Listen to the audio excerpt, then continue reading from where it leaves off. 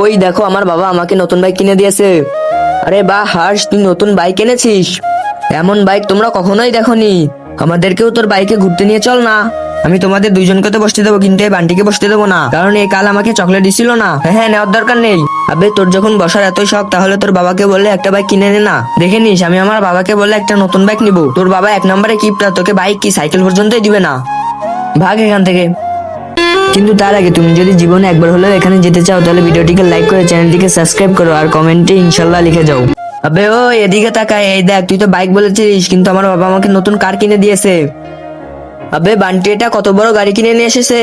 এর ভেতরে তো এসিও আছে, যেখান থেকে আমি ঠান্ডা ঠান্ডা হাওয়া খেতে পারবো। ওই আমাদেরকেও তোর গাড়িতে বসতে দিবি?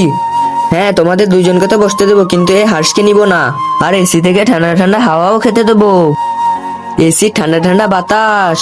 ওই গাধা, আরে এই বাবার আওয়াজ কোথা থেকে আসছে? ওই গাধা, কি ভাবছিস সাইকেল ধো আমার?